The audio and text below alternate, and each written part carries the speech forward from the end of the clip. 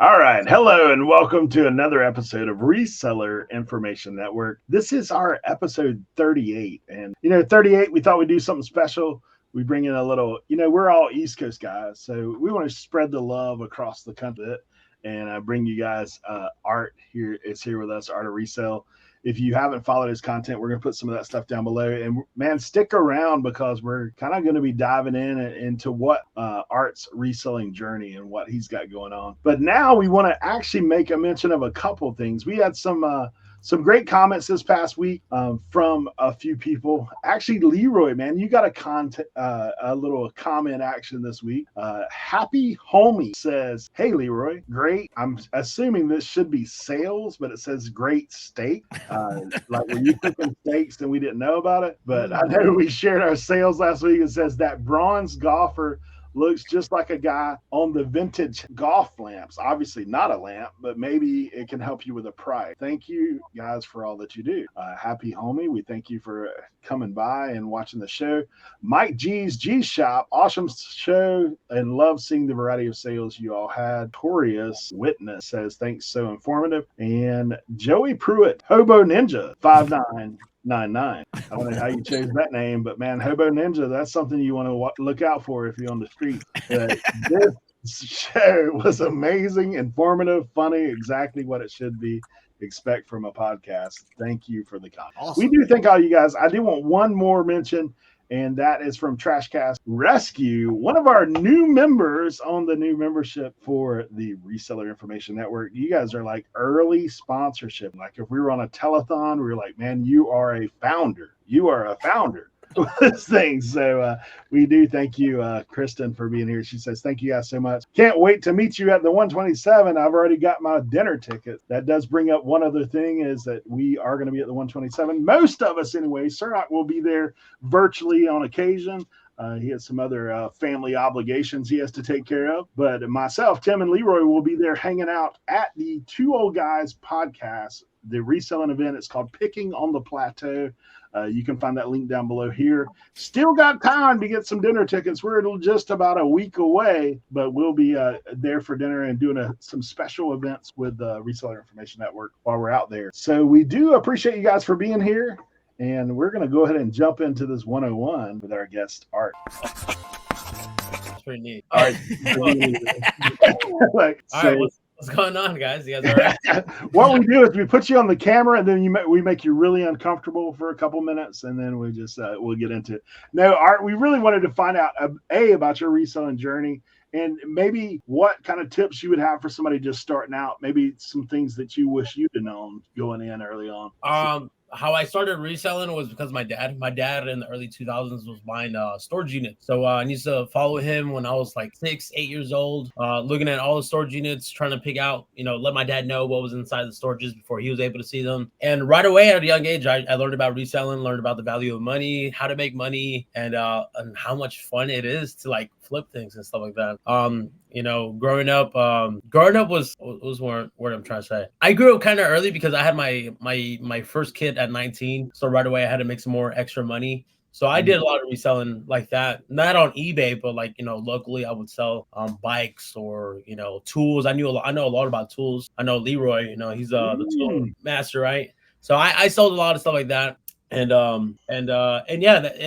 everything just kind of like snowballed from there, just going on like that. And yeah, I started eBay, I think like 4 or 5 years ago. It's been tons of fun since. And yeah, I've been recording my reselling journey about 2.5 years now. So it's been a short little what's the word I'm looking for? Short little fun so far these past few years. So I'm happy. So storage units back then were probably because I used to dabble in storage units pre-PreStorage Wars. So like I'm sure some people know and some people don't, but I can imagine that back then it was probably a completely different ball game. I'm assuming that that when you were doing that with your dad when you were that age, that was PreStorage Wars, right? Oh yeah, man. I remember watching the TV shows with my dad, and my dad's like, "Oh man, this is gonna screw up our business," just how people say about YouTube videos. But I think it was different. Like I think the TV show kind of did screw up a lot of it. Because I remember back then, my dad, even now, my dad would tell me stories that he would find like say like a 20 by 20 or like a 12 by 20 storage unit for like $300. Yeah, and you drop a zero.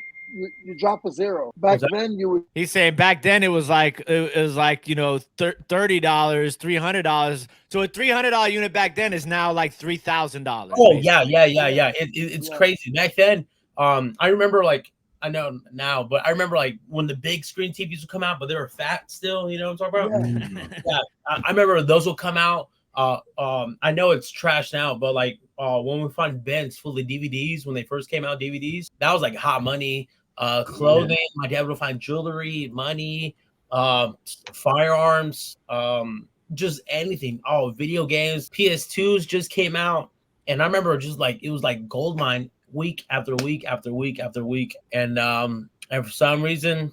I grew up and then I got out of the stuff like that, and my dad couldn't do it by himself anymore. And yeah, it was live auctions. It wasn't online auctions. Yeah. It was all live auctions. It would be a lot. Sorry, it would be like maybe 15 people for the auction. Yeah. And my dad would go in the back, and I would run to the front since I was a little kid, and I was the only kid there. I would run to the front. And then I will look at the storage like, oh, look, there's a box right here that says shoes. Here's a box that says CDs. And then I'll run back to my dad. I'm like, hey, Dad, there's this and that. And I'll give him like a scoop of what I saw, you know. And yeah, right away, that's how I learned a lot. You know, shout out to my dad. Yeah, that's cool. And so, like, now transitioning from the storage units to what you're doing now, or modern day, as far as selling on eBay and stuff like that. What's something that you learned along the way that you would tell to somebody who's just starting on, let's say, eBay or any of these other reselling platforms? Like, because I know there's a lot of things that we did, all of us, that when we first started, that we look back on and we're like, that was stupid. Why did I do that? Yeah. And, so like it's kind of like going back in time and telling yourself when you first started something that would help you now, knowing that. One thing that I always think about, hold on, my kid. One thing I always think about is like when I first started eBay, I always had like I would give myself like, oh, I can't do that because I don't know how to ship. I don't know how to post things. I don't want to get scammed, like dumb little excuses like that. And I recommend anybody just by posting things like, okay, like I can't be the only one here. How many times did you guys mess up shipping the first time you guys started selling on eBay, right? I did it last week. You gotta make it. You get like I remember walking to the post office and waiting in line and buying a label at the post office like an idiot, But you didn't know that, you don't know that. I think that's all part of the journey of learning to sell on eBay. And you're doing that cut and paste early on. That's what I was doing. Where you're cutting out the 8x11 sheet. I need to get this label. I got and then they're like, I can't scan this because you put tape over the barcode. Oh yeah, totally. And I tell everybody, for me, I get a lot of guys that are I'm not trying to age you guys, but I'm 29, and I meet a lot of teenagers and young like kids in their 20s. Not trying to age. How old are you guys? I'm 39. Wait, age 29. Yeah, we're young bucks. Hey, stop. I get a lot of kids when I meet them like at the flea market or at yard sales and stuff like that, and they're always asking like, hey, I want to do this, I want to sell online, how do I do this? And I tell them, just make all the mistakes that you possibly can, because you're not gonna make those mistakes twice. Once it costs you $20, you're not gonna do that shit again. Pay for an education. That's what we always talk about. Pay for an education. Yeah, and so yeah. I remember being scared, but if I could do it, I'm sure anybody for sure. Yeah, I think shipping's one of those thresholds that, like, everybody early on is probably one of the most intimidating. Okay, what if I screw up the shipping? Like, what if I have to? Like, I know I paid for a few items. Like, here, I'm gonna pay you to take this because I paid more shipping than what I made. I was like, here you go. I told you guys last week. When I first started, I was selling used lawnmower equipment, and these guys are complaining about golf clubs. I was shipping weed whackers. Wow. Wow. Yeah. I was losing my shot. I was excited. I'm like, oh, I bought this for $300. I'm still getting $175, and then the shipping will come out. I get like $100. Yeah. Now, golf clubs are really big here in Vegas too. I in a lot of my YouTube videos, I find a lot of golf clubs. Here in Vegas, there's probably like 12 golf courses just in town. So Dude, golf clubs are big. You know, me and Tim mess with golf clubs more than these guys do. But Leroy secretly, he's really a golf guy. Like secretly, he don't really try to let that out too much. But I can tell you this, man. Now I can't. I guess he says I forget what his new Instagram is, but our friend Jacob.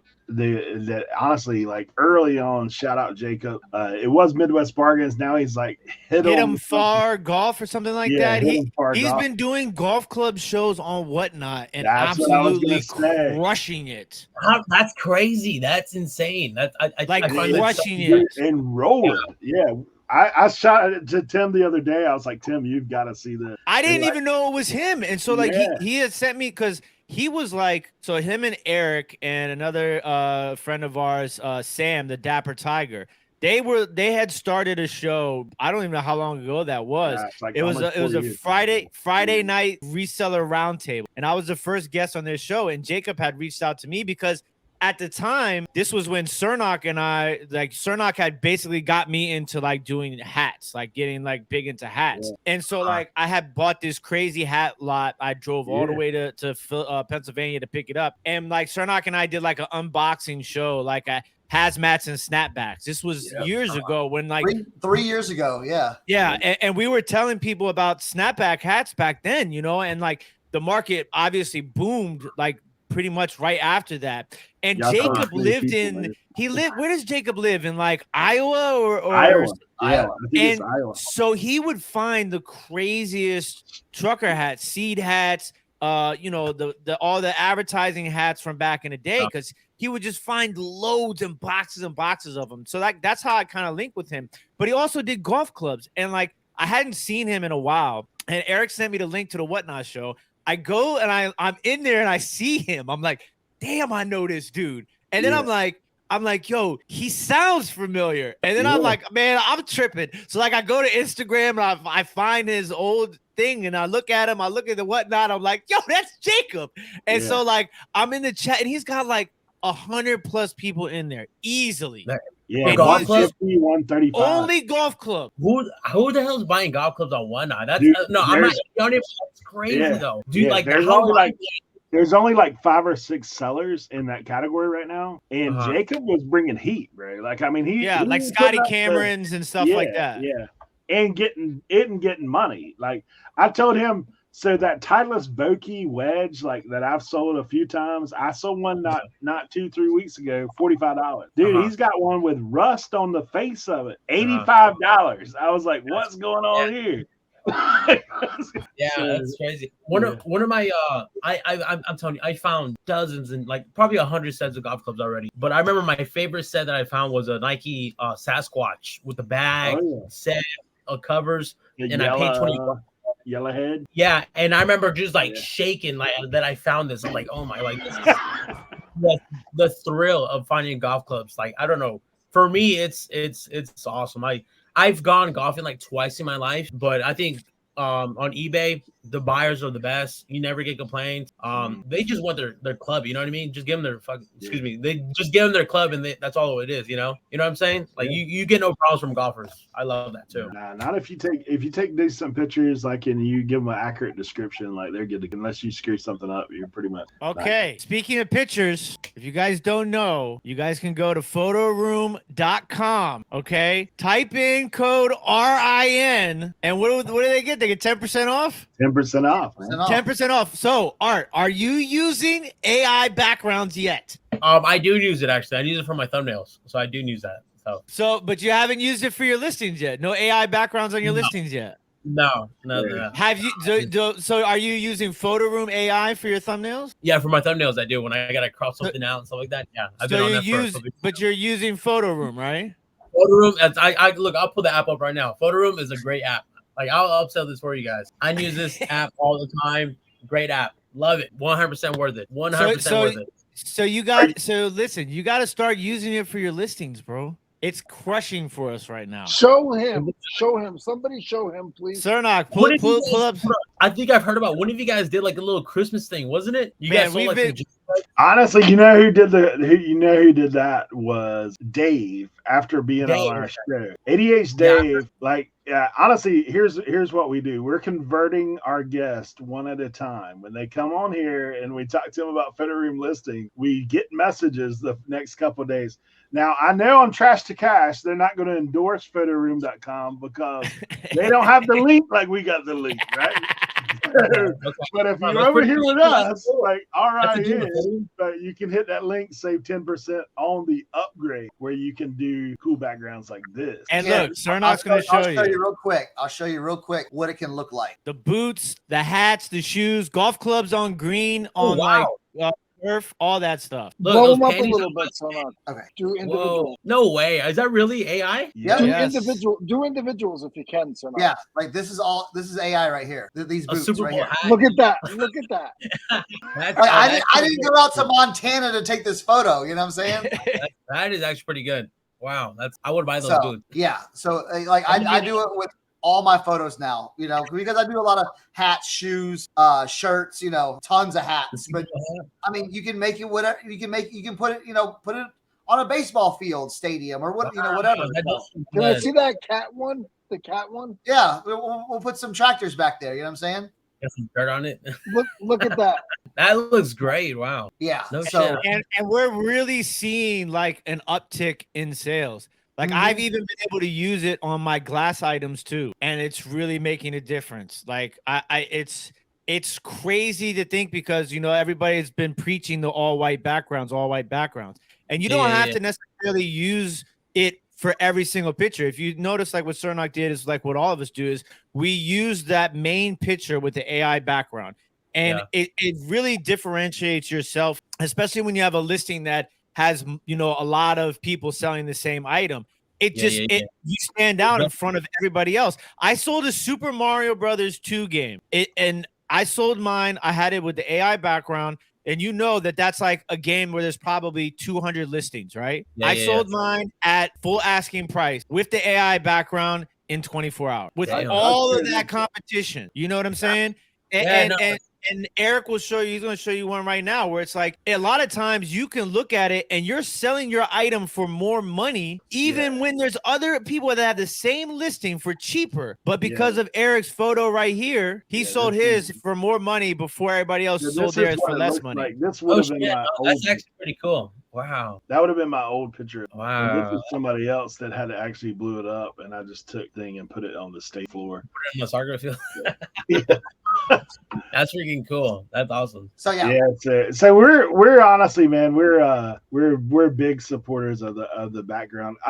I mean, obviously there are maybe some items that you wouldn't necessarily use it on, but like honestly, we're experimenting on all kinds of stuff and day-to-day basis. Yeah, and views are going crazy. It's one so when you make your first sale from an AI background, you're gonna link us in them, okay? You got it. So do you have the pro version? That's where the instant background comes. I'm pretty sure I got the pro one. Yeah. I've been on PhotoRoom. Like if PhotoRoom's hearing this, they gotta hook me up too. I've been on this forever. Man. Yeah, I got it pro. Cool, we're good. Yeah, we're on that exclusive. So all you gotta do is just take your picture, and when you remove the background, click on the one that says instant background. Yeah, where it says okay, and then when you click on instant backgrounds, it'll give you like an option of a bunch of different AI backgrounds, right?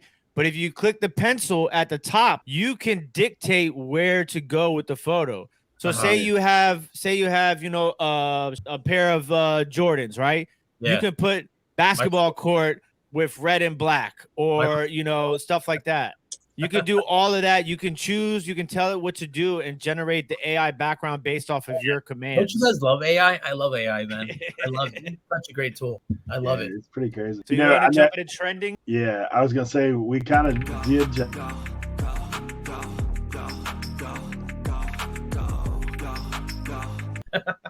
So we always like to ask, like, what is it? Yeah, I mean, obviously you've been talking about golf clubs, but like, what are you seeing in your own reselling world that tends to be like, hey, right now seems to be moving a little better than what other things are? Like, do you have trending items for you that you're pushing in? It's just depending. Like recently, like I was talking to Tim right now about I came up on a big box of like old vintage shirts. And like for me, I do a lot of clothing. I flip a lot on Whatnot. Probably about 70% of my things are on Whatnot. Higher value things I put on eBay. That's kind of my strategy, and it's working out really well for me. So I would say clothing is kind of like my big hit for me right now. That's, I don't know, man. Trending wise, I really don't know. What do you guys do for something like that for right now? Yeah, I mean, I always have a different philosophy when it comes to trending. What trends for me is what I list. Like what I'm listing, that's what sells. Summer seasons, that kind of stuff you can look at. I'm Barbie right now. Yeah, hats. Barbies are popping right now because of the movie. I mean, people are paying crazy money for Barbie stuff right now. Like, I know I talk about this all the time. Every time a movie's coming out, and I can relate it to reselling. There's the Barbie movie is very popular right now. I think anything Barbie is worth listing right now. If you have Barbie stuff, I would delist it and relist it. Make sure you use a AI generated background photo for your main photo. But I think Barbie stuff is definitely something that's super popping right now just because of that movie. It's just generating a lot of buzz. Yeah, no, that makes sense. I totally did that. How'd you get those t-shirts? It was actually all last minute. I didn't even record it. I was like, I saw the video of you showing each one like on the water side out of the tub. Oh yeah. That I made that just for the TikTok and stuff like that. AI made that script that I used for that TikTok video, but a vendor at the swap meet at the flea market, he had it saved for somebody else, and that guy never came back for it. And he asked if I was interested in the box. And as soon as I saw the Star Wars t-shirt, still with the tags, still crispy, still like literally like freshly stored away, I knew I had to get it, man. There were some shirts that are kind of like so, but I like one thing about it, I said in one of the TikTok videos is like, you're never really gonna have a chance like this to find a hit like this ever again. You know what I mean? And if I don't get it, this is probably something I'll hold for, as stupid it might sound, I might hold it for the rest of my life. Like, man, I should have bought that box. I should have got that box. And there's been so many times, like, I know you guys love hats and clothing, and there's times I've missed out on buys that I could have had, and I always regret it. So when I found that, I had to pull the trigger on it for sure. Yeah, that's something I learned long time ago.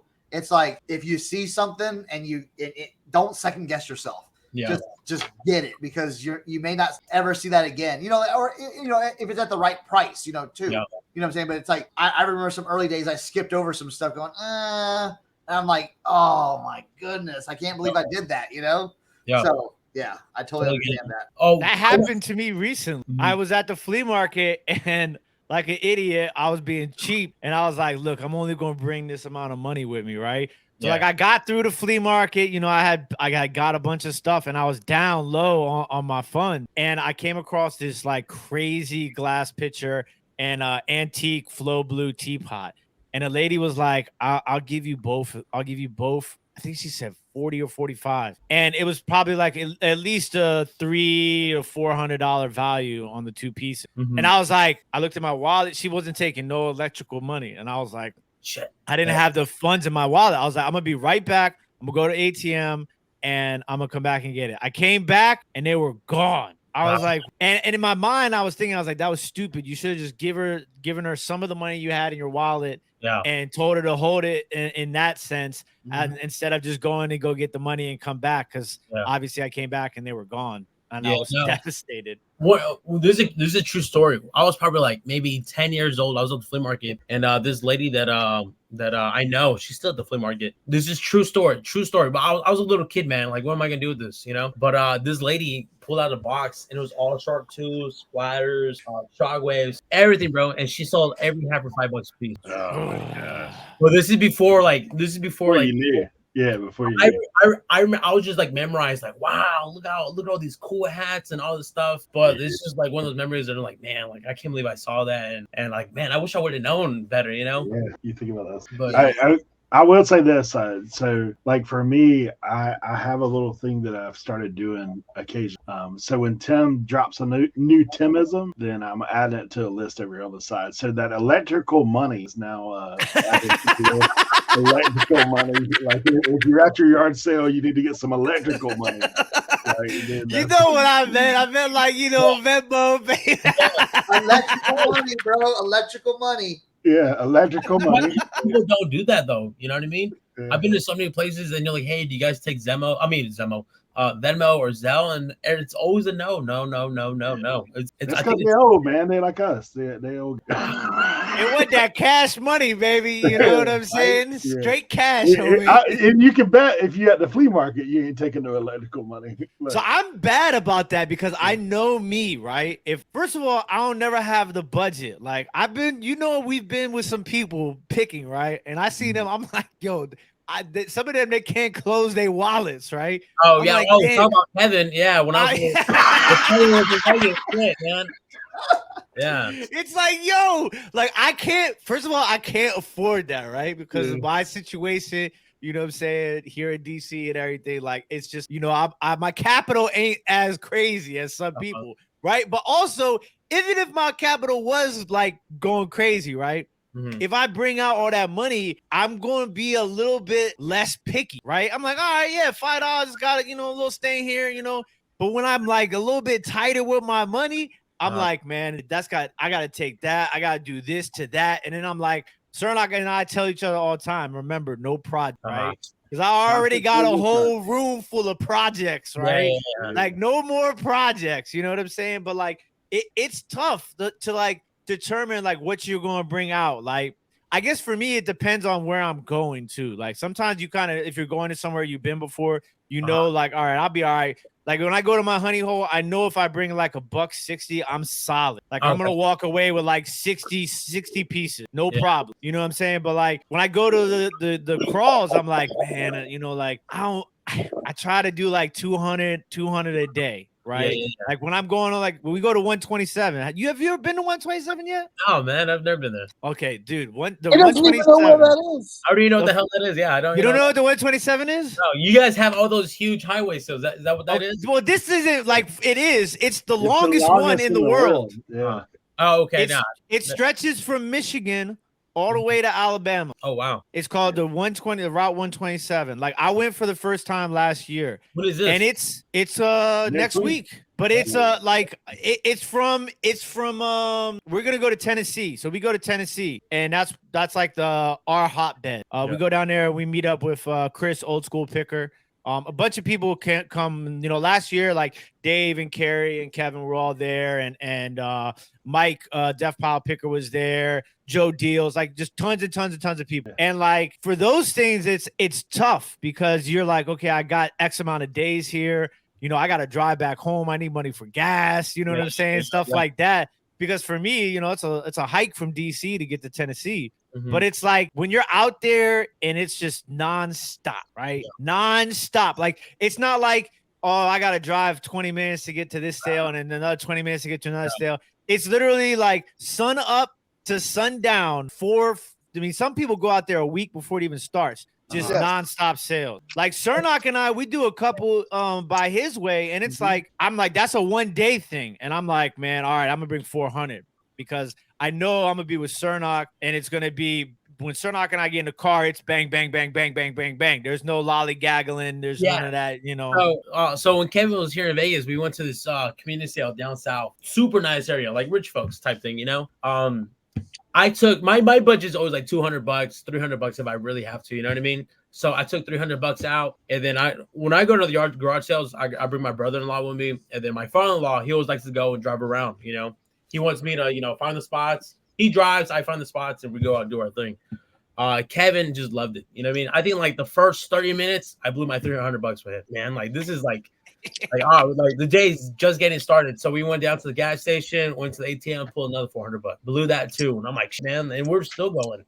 But the thing about our community sales is like house, and then like two more houses, there'll be another house, two more houses, there's another house. And those are the great ones, man.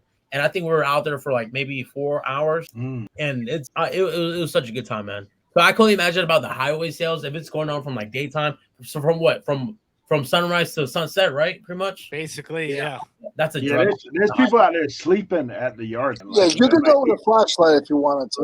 Like there's people out there literally like they've got a tent behind their table. That kind of they're out there just living. That sounds so fun, man. You can find all kinds of stuff, but it is one of those things. I mean, there's tactics involved. I know that we've heard contrasting. Like the four of us, we've been talking lately about. The show alone. Like you could drop us in Nowhereville, USA. We find it something. That's just how we are. But like when you go to these sales, like you kind of gotta, play the field a little bit, see what's going on out there. Because sometimes the fields, like we call it, like it's like a flea market just popped up in somebody's backyard. Like you got tents out there in somebody's pasture, and that you run up on that. A lot of vendors, that kind of thing. But last year, 127 was a little different. Like the year before, this will be year number 4 for me. But the first year I went, all the little side roads, you'd see a sign, like those are usually gold. You go down the side road, find this. But last year we actually scored some of our best sales in one in them tent cities. Really? Yeah, like for me, it's always different too, because a lot of times when you go to those things, you have people that are reselling, right? So it's like it's hard for you to get, like. When you go to a yard sale and it's like, it's $1. Just give me a couple of bucks, or just give me $5. And you're like, but a lot of that is not like, so like sometimes and we're all, I don't want to say we're cheap, right? I'm cheap. We're all, okay. We're all cheap, right? Like, I mean, like we're not the type of resellers. Yeah. We're not the type of resellers to be like, oh, I'll spend $200 to make $400. No, I can't do that. That's not how I operate. So like it gets a little difficult sometimes, but so like, there are times where I might be like, all right, I'm going to jump out of my comfort zone and I'm going to pay $20. Like a lot of times, like I won't do that. Like I generally, my rule of thumb is to stay in single digits. I like to stay in single digits. I don't know about that, but I get what you're saying. But I mean, listen, if I'm buying, and I'm also a lot guy, I'm a pile guy. Oh my God, yeah. So like if I roll up on a sale and I'm just like like I see a couple things and I usually stop and I'm just like, especially if they're already priced, because it's easier to put together a pile if there's some prices, because then you already have an idea. It's a lot difficult when you spend 20 minutes putting together a pile and you're like, all right, in my head, I'm at like $2-3 a piece an item here. And then they give you a number and you start calculating. You're like, dang, that's like $11 an item. I was more like, down here sort of situation. But like if it's a pile, I'll go into double digits. But I like to generally stay under $10 per item is like my goal in picking. When I make a pile, I always try to find one thing that's going to pay for the whole thing. Does that make sense? Yeah. So that's what I try to do. I love making piles. Once I start making a pile, like this shit's gonna go down. Like I'm trying to find. I'm always like hedge your bets. That's what I always think about. Like you're hedging your bets. Like if I can add more to the pile for the same price, then I'm hedging my bets. Even if what I think is the winner, I'm adding more to it. That stuff. Yeah, and a lot of times when you make a pile, the seller doesn't want to count it, and they're like, just give me 20 bucks. A lot of times you get that. Once this past June, I went to this like parking lot church sale, whatever. These people are just raising money. I put like 7 boxes of like clothes, hats, just all types of random things. And I thought the lady was gonna be like, "Oh, just give me $100." But this lady literally counted every piece. Yeah, they start doing that ones and twos. I'm like, we're probably gonna make a deal here. I feel them out. I'll get like 4 items and I'll fill them out. And then if I'm happy with that number, now I want to bulk. My problem, I'm like every 10th sale, I find something because I'm so niched down.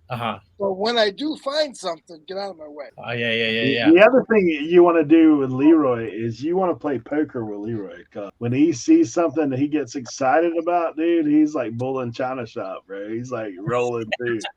Like that jacket, like hopped on this last sale that we were at together, man. He hopped on the back of that trailer, boy. He's throwing stuff off there.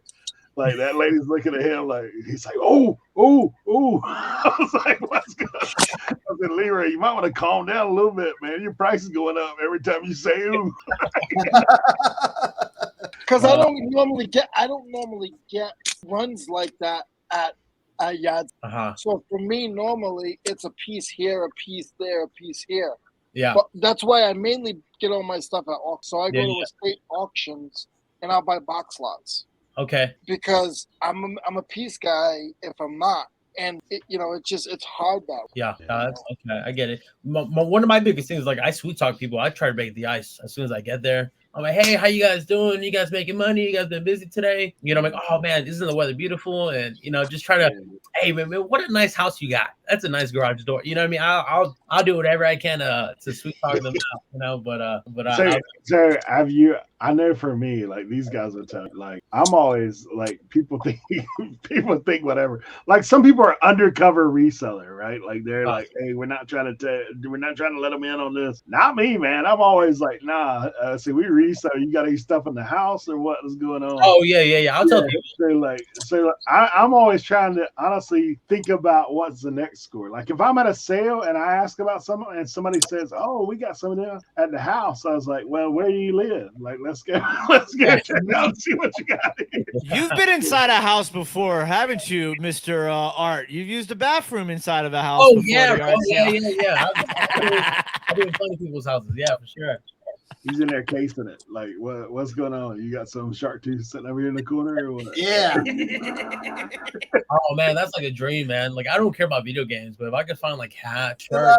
I was gonna ask you, when you're going out, garage selling or flea markets, what's the like in the top of your mind? Where are your eyes going? Like, Honestly, I know a lot of people like I really don't care about video games. You know what I mean? I feel like if I find it cool, you know what I mean. But you know what I mean. But like I like if I find them cool, like recently I found a bunch of video games for $1 a piece, and that's cool and all that. But like man, like me, like I hate to say it, but I'm a little girl, man. I love clothing, man. I got more clothes than my wife. I got starter jackets, jean jackets, hats. I love clothing so much, and that's one thing I always try to look for. It's hard here in Vegas, man. Here in Vegas, nobody really has older clothing like that. But like I see some of the stuff that you guys pick. Like you're always wearing the Chicago shark tooth hat. You know what I mean? So I can only imagine the hats you guys find. But when I get to a garage sale, man, what is it? Shoes are always pretty big here too. You know what I mean? You'll find some, like really nice Nikes and stuff like that for really cheap. You can flip them really fast.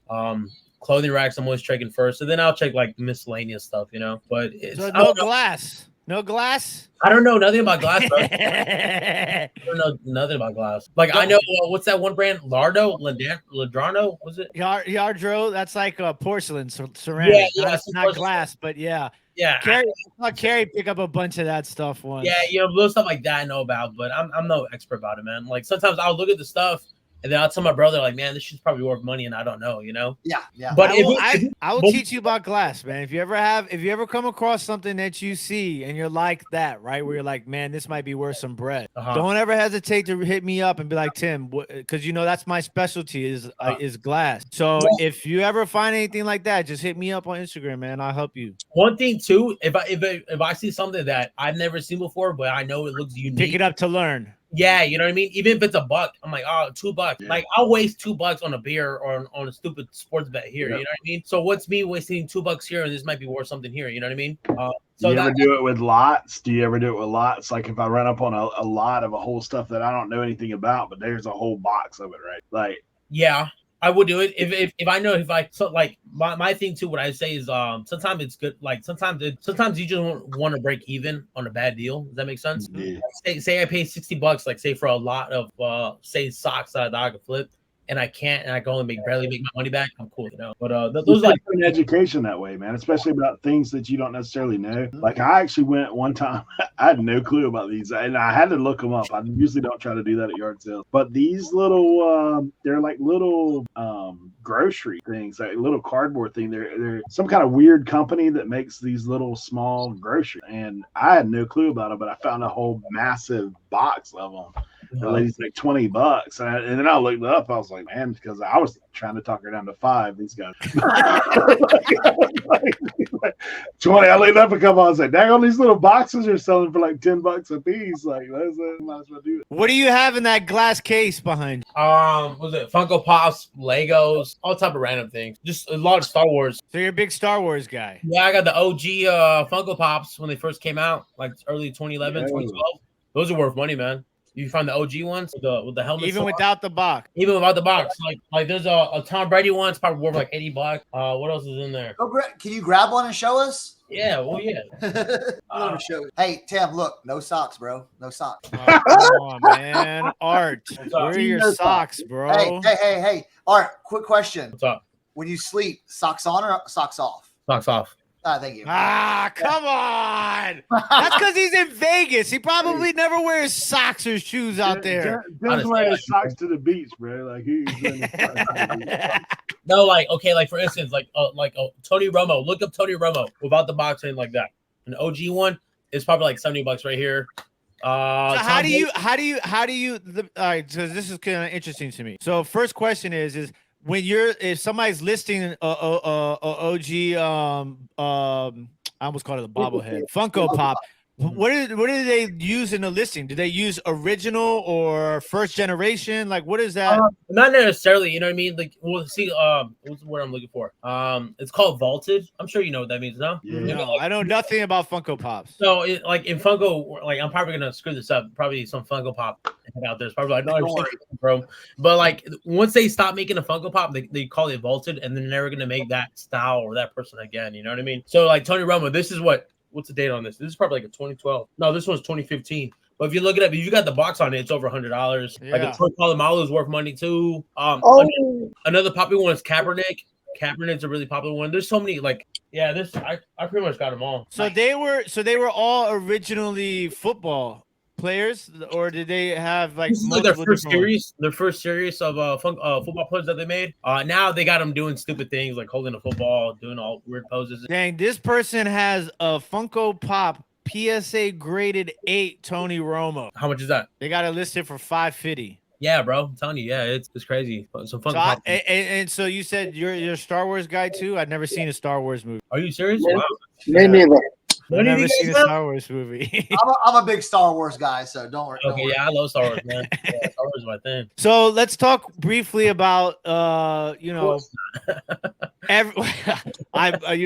briefly is a little difficult sometimes, but just like kind of how everything has evolved for you, as far as, social media, YouTube and reselling, like what was like the turning point and like because when I see you, whether I come across you in on TikTok or Instagram or YouTube, so like I always notice that you're happy. You're like, you look like you enjoy making content, right? Yeah. Like it's something that you generally enjoy doing. It's not like you don't look like you're forcing yourself to do it. You don't look like you're doing it for the money necessarily. I mean, obviously everything we do for money because we have families to feed and bills to pay, right? But when you watch it, it just looks genuine. So how did you come across like, that transition from just, being a reseller and making, your money into what you have built for yourself now? Because I mean, let's be honest, you've done a good job, especially, over the course of the recent time of growing in those aspects of whether it be social media, your YouTube and everything. Your name alone, your brand has grown. Like, what has that been like, and what was like the turning point to get you to that? Damn, that's what's up, man, bro. That's like the nicest thing someone's ever told me. Nah, that's love, man. So during the pandemic, they told me to go home for like 2 months. I had a valet job here in Vegas. At that time, I was like addicted to yard sales still. I was pretty pissed at the time because there was no yard sales rate. So then I remember I went on YouTube and I was like, let me see if anybody makes any YouTube videos about yard sales. And that's how I came across Cincinnati Picker, some Kevin, part-time pickers, Tennessee Picker, some Dave videos, and I was like, there's people out here making YouTube videos about garage sales, and I was like mind blown. I was like, what the, like, this is crazy. And what was missing to me that there wasn't no Hispanics, like nobody looked like me doing it. You know what I mean? That's what bothered me. You know what I mean? So I remember I got back to work. The first, I think my first paycheck back, I bought a GoPro. And then I started recording myself in the garage. Like, you can still see my old videos, my first video. I'm like blowing my nose. Like, I'm not even cutting or editing, nothing. And it just kind of grew like that. And I remember I would how I talk, you know what I mean? The way I cuss, I would drink a lot of my videos too. And I remember people like liked it. And like, I would get like weird feedback from people, like weird messages. And then I remember like showing my brother, like, hey man, like look what this guy told me. Like this guy was like, like inspired. I'm like, this is inspired by me, But it just grows like that, bro. And honestly, when I went to FlipCon last year, and that's when the first time I really got to meet everybody, other creators. And first time I met Eric, Leroy, first time I met anybody there. And it just kind of like blew my mind, like, man, like I'm still peanuts. I'm pennies to these guys.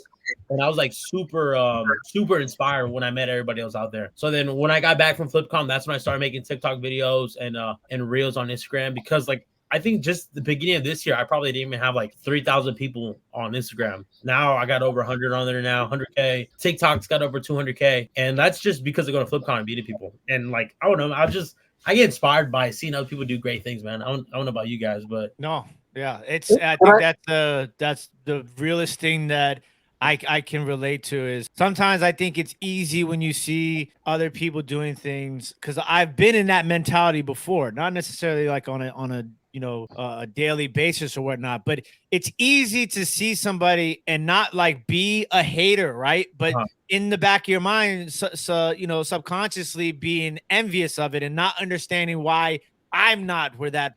Yeah, no, I totally get it. And then I remember just seeing like everybody else. I'm like, damn, like when I get back to Vegas, I'm gonna go like 10 times harder what I'm doing. I'm gonna try to sell more things. I'm gonna try to post more. Holy smokes! Sorry, there is a insane storm outside, and it just blew everything out. Like that was crazy. Oh, sorry about that. But I don't know if I'm frozen or not. I'm getting a little Wi-Fi thing here in my StreamYard, but okay, I'm good. Yeah, but I think that it is important to kind of sit back and look at that sort of stuff and be inspired and let it push, because I know like with us, right? There's all been moments where one of the four of us have been in a situation where, we might just feel a certain way, right? But then we talk to each other and it's like, or we see what somebody else has done and we push each other. We inspire each other to be better resellers or I've talked with Carrie numerous times about content creation. I've talked to Kevin about, business side of things a lot. And it's important to kind of soak all that stuff in and learn from people, as opposed to looking at people in a negative light and being like, why does this person have this and I don't, sort of situation. So I totally understand where you're coming from that aspect. And I don't know, man. Like I just quit my job too. I just left my job to do this full time. And welcome to the party. Yeah. You're like the second guest in a row. So come on after they quit their job. Yeah, I just quit my job. And then I hated going to work, man. I hated reporting to somebody. I hated doing all that. So once I saw a chance, like, YouTube can like kind of get me out of that hole of doing that, I was like, all right, I think this is it, And then also having a family too, kids, a family, you get to spend more time with them. And that. Oh yeah, I'm with my boys all the time. Like I know, like, who doesn't love their kids, but like, man, I love my boys so much, and I love being around them all the time. My kid, my 8-year-old, he knows I resell and stuff like that, but he thinks it's so cool how I'm like live streaming or whatnot, and he's like, damn, Dad, like, he doesn't say damn, but he's like, man, like, what are you doing today, Dad? And I don't know. I still feel like a kid, man. It's kind of cool though, right? Because think about like this, like you talked about when you were, your son's age, going to the storage auctions with your dad, and now it's like you're here and you're able to kind of share, like, pass that sort of experience along in a certain sense to your kid, and that's got to be kind of cool, right? Yeah, no, it totally is, man. Like my son, he's super into like video games and stuff like that, and I don't know, man. Like I guess how like what I do now is kind of like similar to what he likes and stuff like that, but I don't know, man. Like the future's, I don't know what the future holds for me and stuff like that. What's next? Like, you have anything in the pipeline? So you're on what platforms are you selling on right now? I just sell on eBay and whatnot, man. So no other platforms? Nope. Have you had any thoughts into expanding into some of the other platforms? That's your full time. No, I don't. I don't have a Poshmark account. I don't have a Depop account. I don't have a what else is out there? I have a Macari account. Nothing with it. What about this? This is fairly new. Like I don't even know that everybody even knows about TikTok Shop. Oh, I don't even do that either. Like honestly, like yesterday I did one hour for an hour and it went really well for me. Yeah. And if I could do something like that like 2 or 3 times a week, I'm more than happy. Yeah. Good. Yeah. I got a question.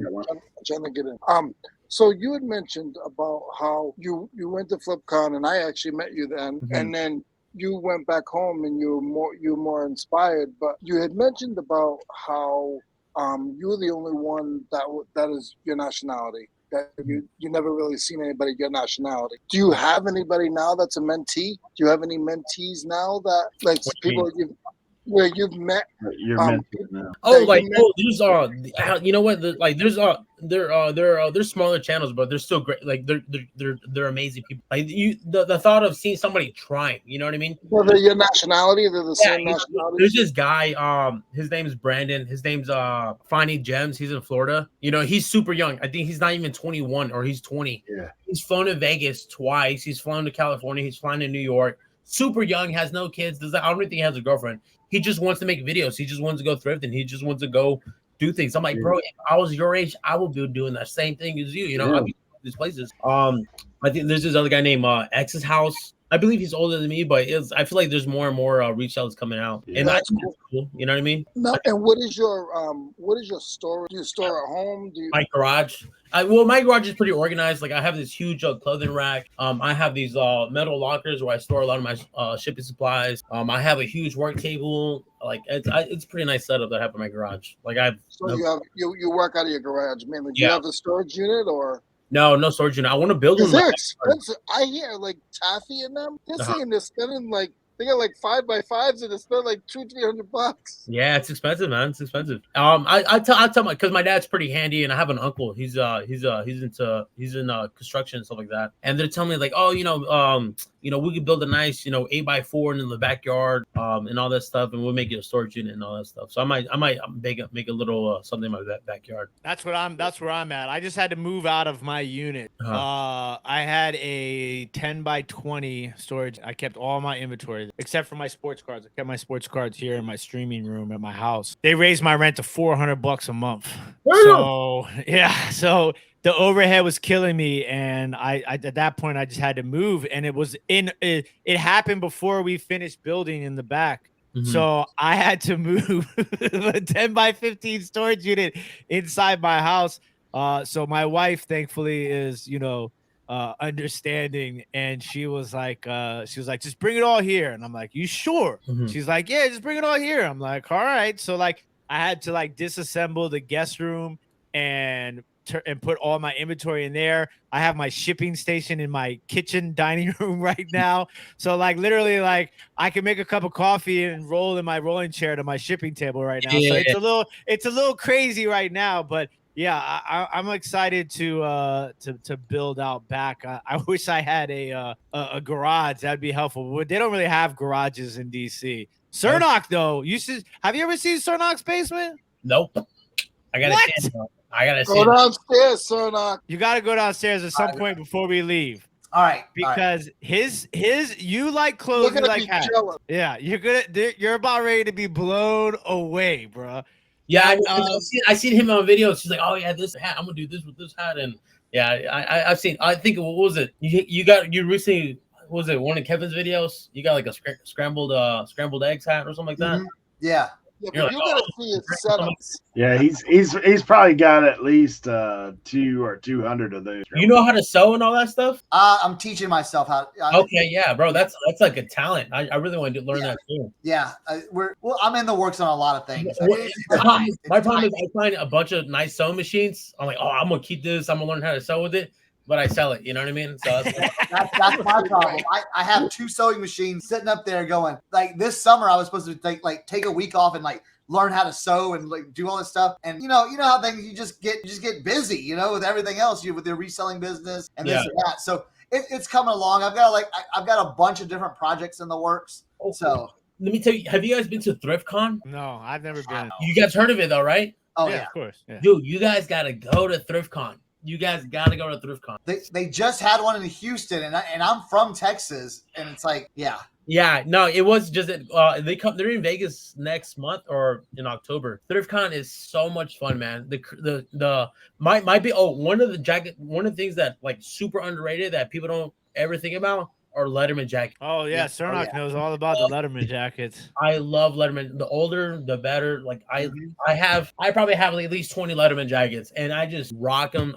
Man, I'm telling you, if you go to ThriftCon, the clothing that you see there is just. Art, well, hey, Art, me and you'll do a collab video of just going back and forth. Just look at this, look at this, look at this. I'm telling you, bro. Like I would love to do that, man. I love clothing so much. I hate. I know it sounds weird, but I'm a clothing. Cernoch's all in too, man. He's all in on the clothing. Oh, I have a love-hate relationship with clothing. I love to find it. I hate to list it. Like that's just.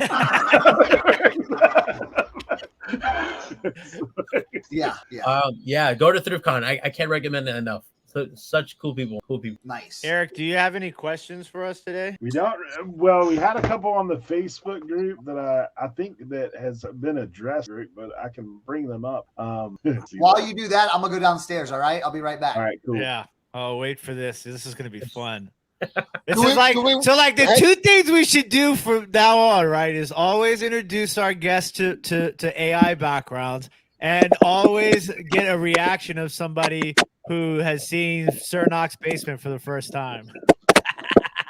I can't find that question now. I know for you, Art, like I obviously we met in person at FlipCon last year, and man, me and Leroy, we survived a night in the hood to make it over there. But we I remember that. Yeah. Yeah, I came back over in the middle of the night, but man, it was cool. We got to go and have lunch with Art, Carrie, Dawn, and the whole crew, Kevin and Dave. So did you pick any when you were at FlipCon last year? Like, no, I didn't know that. I was so like so bad at what's it called, like organizing and scheduling what I was gonna do. I didn't do nothing. I remember I left like super early the next morning. Yeah. And, that's one thing I kind of regret. But yeah, I knew that we were talking because we actually did do a little bit of yard selling and went to the bin there, which I mean the bins, that was honestly my first time into a Goodwood, and it was entertaining. Still ain't been to a bin. Yeah, there's one in here in Vegas, but like it's not as great as I see other people's. Yeah. You know what I mean? And then and it's so packed too, man. Like I don't know how people can really do that, you know? You know what it is that Josh, that hair tornado, he makes that look great. You know what I mean? But other than that, I think Rule Squirrel just put out a video because I think she's been to like 40 or something Goodwill bins, and she did a top 10 bins video. I gotta watch that. That's probably super interesting. Okay, here we go. Let's put Cernochs on the big screen. All right. So all right, let's see. Oh, sorry. So I collect these bootleg, the all over prints. So this is a lot of chronic images, Mask in Disguise. I've got a bunch of back here, you know what I'm saying? But I've got stuff hanging everywhere. You know, I'm a fan of jacket. I love jacket, and so that's where like here right behind me, bunch of jackets. You know, anything you put, you can pull out a random, Chicago Bears. There you go. Yeah. You know, I mean, it goes on, but here. Just wait. Yeah, I told my wife the day I die, she hit the jackpot. This is look. Holy shit. So I got all this right here, and it goes all the way down there, and then we got more stuff here. I got some bad lighting, so I've got to fix the lighting. I got boots all right here. I love boot. I mean, this is all just like vintage jackets. It's double. I got them up here and down here, so you can just pull out a random Here, let's see. Pull this out. Oh, cool. San Diego Chargers chalk line jacket. You know. Wow! Look at that. How's that? It's a lot of that stuff. And I got a lot of camo. I got jackets all up here and everything. And then clothing, shirts. Here's a bunch of sweaters. Here we go. Oh, here we'll go into the shoe cave. How old are you? I feel like I'm looking at myself in the future. I'm 43. So this is what you get to do in 15 years. Yeah, here's my shoe cave. What is that? This is all shoes. All his listed inventory. All listed right here. Wow, what the? So super organized. We get out from there, and then we got more clothing and stuff up here. More clothing. Any hats, Cernoch? Here's just a pile, my wash pile. Where's your NASCAR jacket? Huh? Your NASCAR jackets, where are they? I sell NASCAR fat. I've got a buyer. Yeah, I gotta keep my NASCAR I get in, it's like boom, I can sell it. I mean, here's like more shoes that I have back here. This is like my where I work on the shoes, or let them dry and everything. Here's more jackets back here. I got a couple racks right here. You know what I'm saying? Here's more. Do you have any hats? Oh yeah. Here. Now I lost the light because don't buy the crazy LED light, the fan LED lights. They're terrible. But here's my hats all in here. You know what I'm saying? I've got more hats up in here, and then here's I redid this. This is like my new thing where none of this is listed. Everything that's in here is listed. So here I've set it up where when I need to list some hats, I'll just go up in here and pull like 20 hats, steam them up, get them, Oh, hey, we missed this. We missed this rack too. This is another rack, another double rack. Oh, I got a question, Cernoch. Oh, here we missed this rack right here. Do you have any toys? Oh, God. Okay, so. This is the hidden cave. Like, not everybody gets to see this back room access. Yeah, all right. We got to. Now it's a little tricky because I haven't cleaned up back here. So we go underneath the clothing here. We go underneath the clothing, and then we're in another. Here's all my toys that I sell. So whoa. Yeah. So we got G.I. Joe stuff. We even got stuff up there. We got stuff up there. So all you have to do is fly to Virginia and you're good. West Virginia. Yeah. That's crazy. Wow. Yeah. If you ever want to go shopping, he does have people come and shop. Yeah, we do shopping. We do all kinds of stuff. Here's more hats and stuff I got stacked up and everything. I can go off talking about all this stuff, man, all day, man. Here's my cool here's my favorite trucker hat that. So yeah, that's a little bit. That's the downstairs. Does your wife know about all this stuff? Like, does she know the value? I'm separated, so. Oh, okay. That's why he has all that stuff. My ex knows. He was very supportive of this. You know what I'm saying? We were just too kind of like yeah. A lot of friction. So me and my wife. Yeah. No, I get it. My wife, she's super supportive. She doesn't get how people watch me because like my wife thinks I'm the most like, why are people watching you? You know what I mean? Like, it's one of those things, She's like, why are people into watching you? I'm like, I don't know, babe. But she's super supportive. She thinks it's insane of the value of some things. Yeah. Oh, yeah. You know what I mean? I'm sure you guys get that too, So I tell her like the day I die, you probably hit the jackpot, So, the worst though is when I tell my wife about something that I see, right? But I don't have, or I tell her about somebody else's sale that I didn't sell. She gets really angry. She's like, "Well, wait, do you have that?" And I'm like, "No." Yeah. She's like, "Well, why are you telling me?" Hey, Cernoch. So ThriftCon Charlotte 2020 in December. This year? December 3rd. Are you going?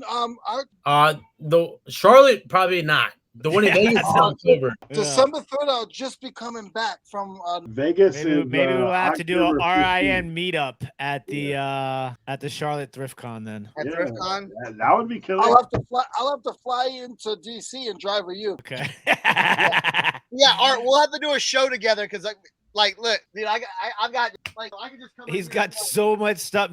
So listen, let me ask you real quick when he shows you this. Boom, I can just pull this out, be like, hey, look. I made 2 YouTube videos about ThriftCon on my channel. They're pretty fun. Yeah. They're cool videos. Yeah. So you sell on Whatnot, right? So for Cernoch and I, Eric, we've been on for a very long time. Cernoch and I are going on. What are we going on now? 2-3 years on Whatnot? Something like that.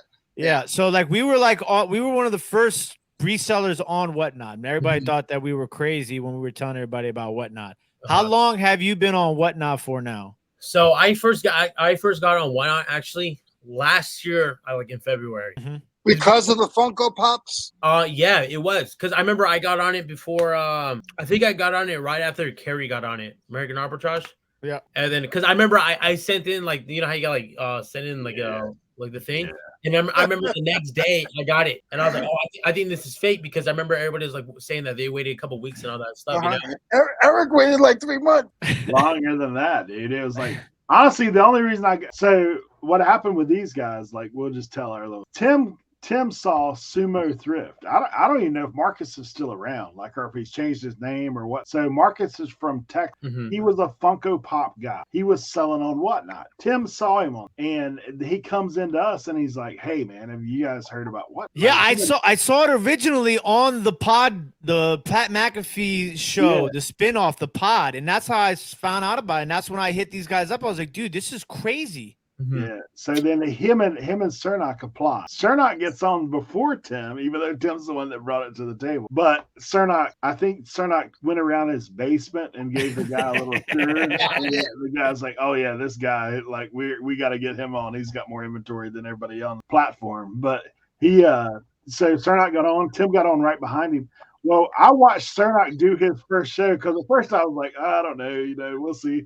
I watched Cernoch do his first show. I was like, oh yeah, I got to get in on this. Like, yeah. So then I apply, and they're like, what happened is these guys got into what was it? Vintage clothing. So when we first got on, you could do a vintage clothing show and be the only one live at that time. That event with you guys early, and that event there was so many bad sellers in that event. Like they did this big sponsored event. Was it like the Flea or something like that? I forgot. The virtual Flea Con is what it was called. So, like they did that, and there was so many sellers that like 2-3 weeks they still hadn't shipped, like that kind of stuff. They were having problems. So I'd applied in vintage clothing as well, and like they were basically like, nah, we're not taking anybody else because they flooded that out a little bit with all those guys. And so I applied, and then I'm like, man, how am I going to get on? Then I saw Kerry get on, and I just reached out to him because Cernoch and those guys had tried to get me in.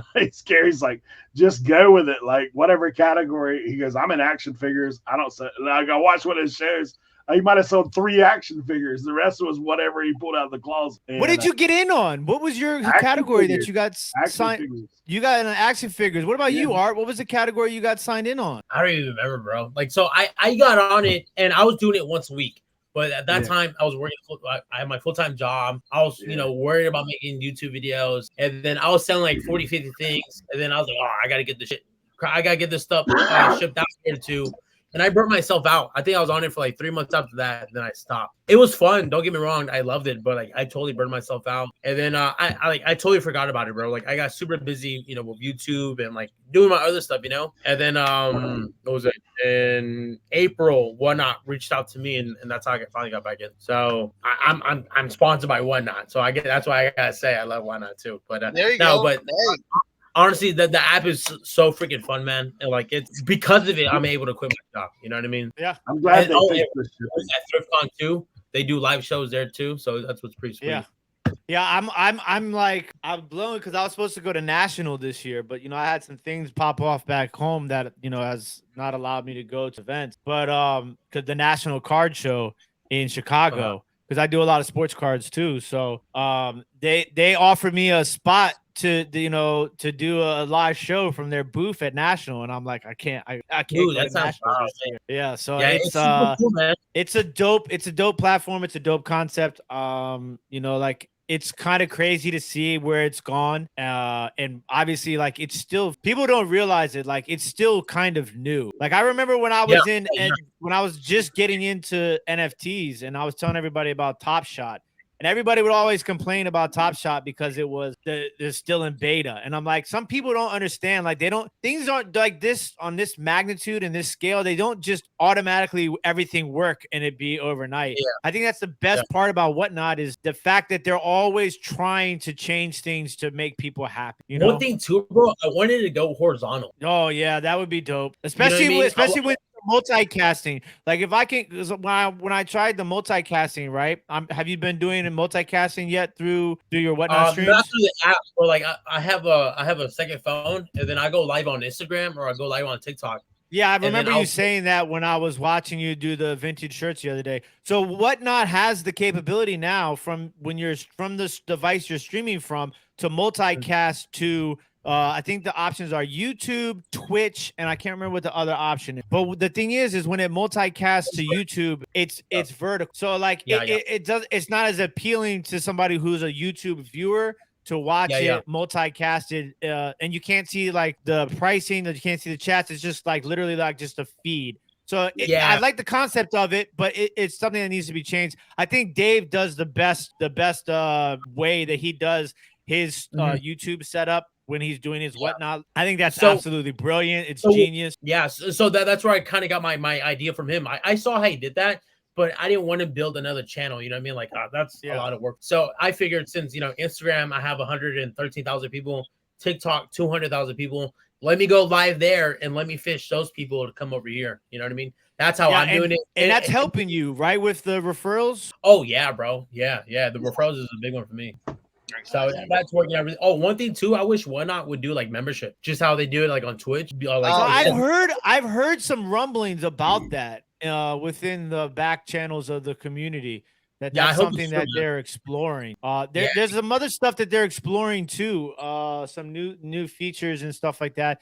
Once again, I think that's just one of the more exciting parts about Whatnot is their hunger to keep trying to push the envelope, especially because you're going to see a lot of people trying to do what they're doing. I'll tell you, I got in early VIP access to Fanatics. They're live streaming. I applied to be a seller, and So Fanatics, you know what Fanatics is, right?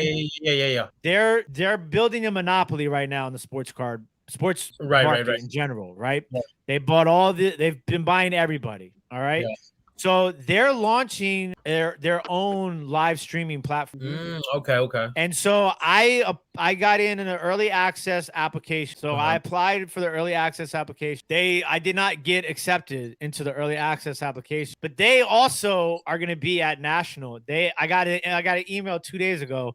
They invite me to the new seller program at National, but I'm not going to be there. So I have to wait to go to the new summit. But I got VIP early access to the platform itself. So like you can't just download it and go into a show. You have to be accepted as somebody to even download the app and use it. It's early, obviously, but it's not even close. That's right. Not even close. Like the stream is there, the chat is there.